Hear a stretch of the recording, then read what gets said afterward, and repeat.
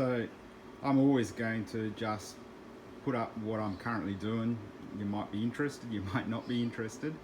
This is probably half full drum of old fuel that I drained out of an old digger. That might be another project one of these days. I'm looking at getting a digger for the property. But this is another project. This is probably 100 litres of fuel that was contaminated really badly with water, and it's probably 5 or plus years old. So it's just sludge. It was completely just sludge. So I've biocided it. I've put a handful of naphthalene balls in there and some IPA.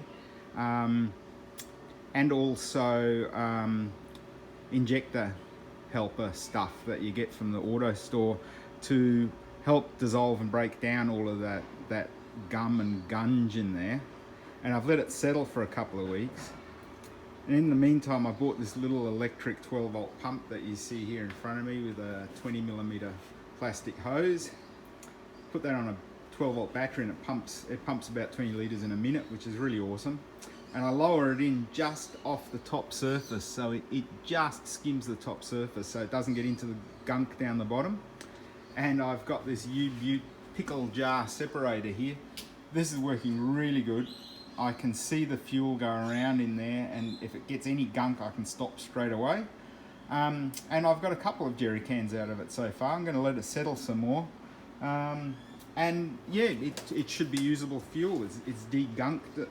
I'm hoping that most of the sludge will settle to the bottom before it rusts through the bottom of the 44. But yeah, that's just what I'm doing now. That's why I haven't posted any other projects at the moment. This was something that I wanted to get done, especially the cost of fuel is these days. I'm gonna another few weeks runtime out of this. That'll be a free bonus. So interesting exercise, and also a bit of knowledge about long-term storage of fuel for the generator and stuff. What you need to be aware of, if you get any moisture or condensation, you really need a biocide.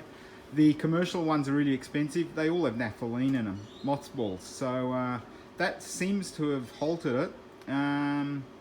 Hey, worth a try, hey? So I'll let you know how it runs. There you go. Thanks for watching.